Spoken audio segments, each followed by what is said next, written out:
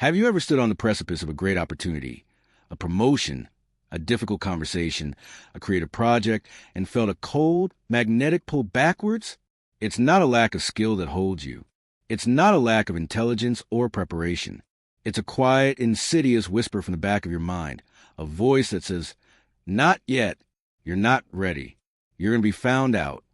This feeling, this pervasive sense of being an imposter in your own life, is one of the most baffling and universal human experiences. Why is it that the most competent, hardworking, and brilliant people are so often the ones most plagued by self-doubt? Why do we rehearse our failures in an endless, agonizing loop, but dismiss our successes as flukes, as mere luck? This question isn't just a matter of personal comfort. It shapes economies, it dictates the leadership of our companies and countries, and it silently draws the boundaries of what we believe we are allowed to achieve. For journalists Katty and Claire Shipman, this wasn't an abstract puzzle. It was a ghost they saw everywhere. They saw it in the green rooms of television studios, in the halls of political power, and most disturbingly, they saw it in their own reflections.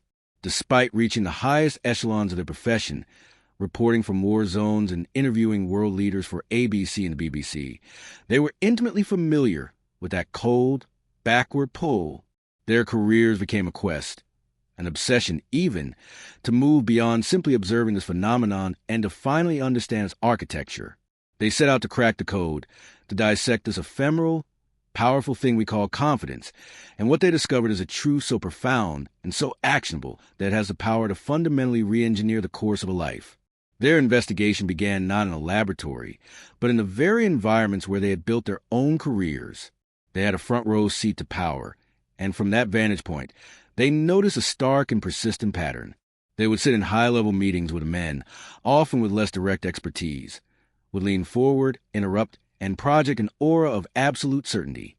The women, meanwhile, even those who were world-renowned experts on the topic at hand, would often hang back, waiting to be called upon, qualifying their statements with, "I'm not sure, but," or, "This might be a silly idea, but," this wasn't a difference in competence. It was a difference in conduct. It was a confidence gap, and it was costing women dearly. They recalled an internal report from Hewlett-Packard that became a cornerstone of their early thinking. The report revealed that men would apply for a promotion when they believed they met only 60% of the qualifications, while women would apply only if they met 100% of them. This single statistic was a lightning bolt. The barrier wasn't a lack of skill. It was a perceived requirement of perfection. This perfectionism, they realized, was a cage, preventing countless qualified women from even entering the arena. The stakes of this were immense. It meant that crucial decisions were being made without the input of some of the most thoughtful and prepared people in the room. It meant that negotiations for salary, for resources, for recognition, were being lost before they even began. But the most powerful evidence came from their own lives. Kay recounted a time she was set to moderate a panel with a group of senior military generals. She was the expert on the topic, the reason the event was happening. Yet, in the moments before going on stage, she was seized by a wave of pure terror, a voice screaming that she had no business being there, that she would be exposed as a fraud. She saw in others, too. Christine Lagarde, then the formidable head of the International Monetary Fund, confessed to them that she had to force herself to take the space in meetings dominated by men, that her instinct was to defer, despite being one of the most powerful economic figures on the planet. This wasn't a problem of the junior or the inexperienced. This was a crisis at the very top. The before state they were documenting was a world where talent and hard work were being systematically throttled by a mysterious internal force. The frustration of seeing this pattern day after day, in interview after interview, and feeling in their own gut, transformed from professional curiosity into a deeply personal mission. They had to know why. Was this wiring? Was it culture? And most importantly, could anything be done to change it? Their quest for answers took them far from the familiar world of politics and into the frontier of neuroscience, and it was there they found their first revolutionary breakthrough. The common assumption, the one they themselves had held, was that confidence was a personality trait, a fixed and immutable quality that you either had or you didn't. You were born confident or you were not. But the neuroscientists they met told them a radically different story. They learn about a concept called neuroplasticity, the now established fact that our brains are not static organs, but are constantly being rewired by our thoughts and, most critically, by our actions. Confidence, they discovered, isn't a state of being, it's a skill. And like any skill, it is forged not through thinking, but through doing. The true genesis of confidence is action. It's the decision to try, to risk, to step into the arena even when you're terrified. Every time we take a small step outside of our comfort zone, we are not just performing a task. We are physically altering the structure of our brains. We are building and strengthening neural pathways that make the next step just a little bit easier. The researchers they spoke with described it as a feedback loop. Action leads to mastery, even on a microscopic scale, and mastery floods a brain with rewarding neurotransmitters like dopamine and serotonin, which in turn builds the very circuitry of confidence. This process makes it easier to take the next action, creating a powerful, upward spiral. The analogy that brought this abstract science to life was that of learning to ski. You cannot become a confident skier by reading books about technique or watching videos of Olympians. You can't stand at the top of the hill and think your way to the bottom. Confidence is born on the slope itself. It is built in the awkward, clumsy moments of strapping on the boots, in the small victory of staying upright for 10 feet, and most importantly, in the act of falling down and making a conscious decision to get back up again. Each fall isn't a failure. It's a data point. Each successful turn, no matter how wobbly, is a deposit in your neurological bank of confidence. This principle completely reframed the problem. The lack of confidence wasn't personal failing. It was a lack of practice. The women they observed who hesitated weren't broken. They were simply out of shape when it came to the specific muscle of risk-taking. This revelation was profoundly hopeful. It meant that confidence wasn't something bestowed upon a lucky few. It was available to anyone willing to do the work, to embrace the discomfort of imperfect action. It suggested that the answer to that paralyzing inner voice wasn't to argue with it or to wait for it to go away. The answer was to ignore it and do something, anything, to prove it wrong. Taking one small, tangible action, sending the email, making the phone call, writing the first sentence, is the most potent antidote to the poison of self-doubt. But this breakthrough, as powerful as it was, soon ran into a formidable complication. If action is the key, what happens when something inside us refuses to turn that key in the ignition? Kay and Shipman realized that for many, especially women, there was a powerful cognitive barrier that stopped action before it could even begin. The curse of overthinking. They discovered a growing body of research suggesting that female brains are often more prone to rumination, the tendency to chew on thoughts, to replay mistakes, and to spin out endless negative what-if scenarios. The prefrontal cortex, the brain center for emotional regulation and worry, tends to be more active. While this can lead to greater empathy, intuition, and more considered decision-making, it has a devastating side effect when it comes to building confidence. It creates a state of analysis paralysis. This led them to their second, deeper principle. The most potent enemy of action is the perfectionistic overthinking that precedes it, and the only cure is to cultivate a habit of decisiveness. Rumination is the act of getting stuck in the problem, of dwelling in the past failure or the future fear. It strengthens the very neural pathways of doubt, digging a deeper and deeper trench in the brain until it becomes a default response to any challenge. It's a mental rehearsal of everything that could go wrong, and it's utterly exhausting, draining the psychological energy required to take action. The Hewlett-Packard study was a perfect example of this in action. The women who waited until they were 100% qualified weren't less ambitious. They were overthinking. They were likely running through every possible scenario where they might fall short, every potential question they couldn't answer, every way they could fail. Their male counterparts, by contrast, were operating with a good enough mindset. They saw the 60% they knew as a foundation to build on, not the 40% they didn't know as a fatal flaw. They were willing to learn on the job, to figure it out as they went. They had a bias toward action, not perfection. Kay and Shipman realized that to build confidence, you had to declare war on this need for perfection.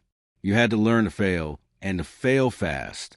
They interviewed a series of successful female entrepreneurs who all shared this one trait. They had reframed their relationship with failure. They didn't see it as a final verdict on their worth, but as an essential part of the process, as invaluable data. One CEO told them she actively aims to have a certain number of intelligent failures each quarter because if she isn't failing, it means she isn't pushing the boundaries far enough. This was a radical idea.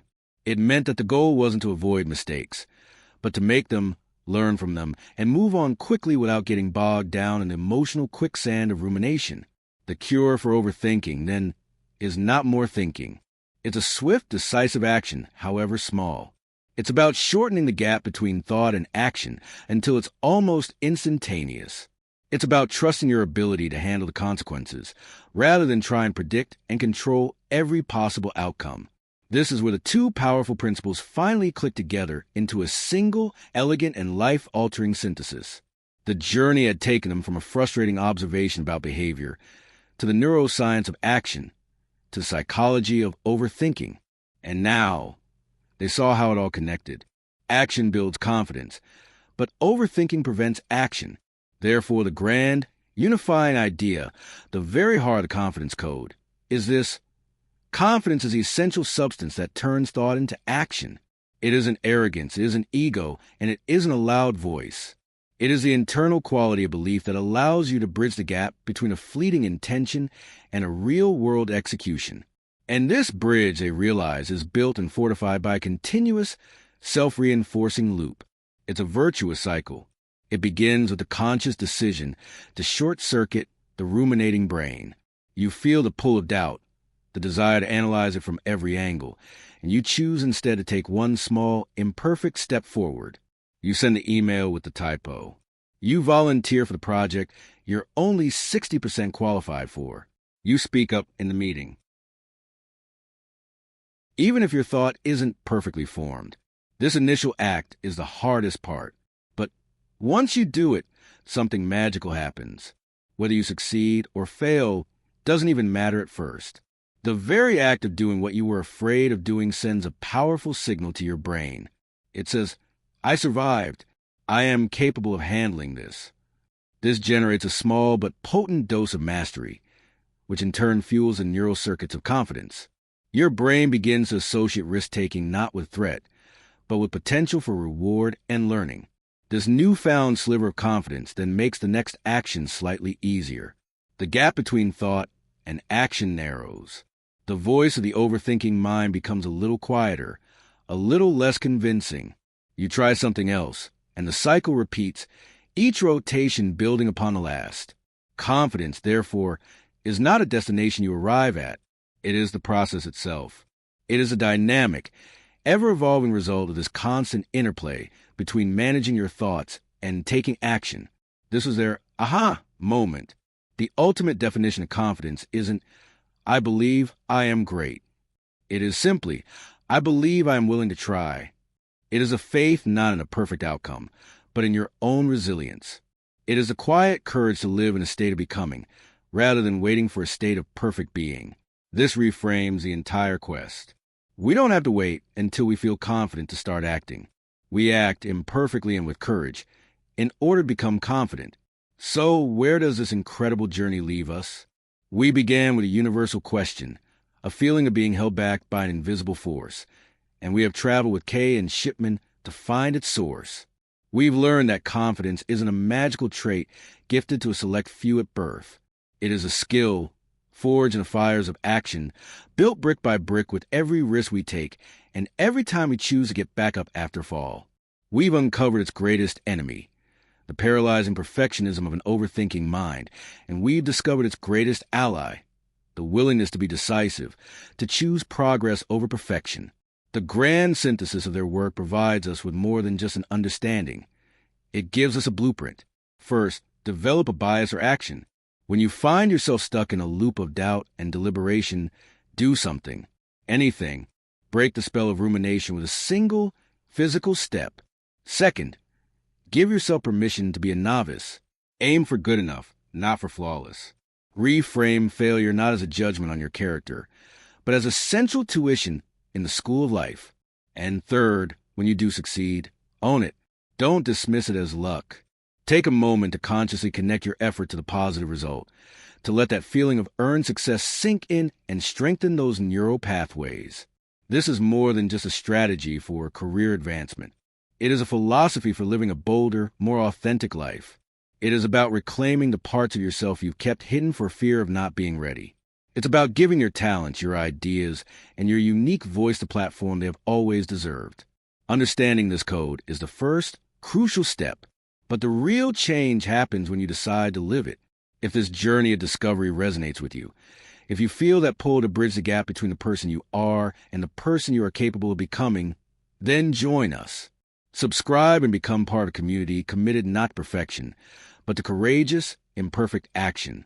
Because confidence isn't about what you are, it's about what you are willing to become, one brave choice at a time.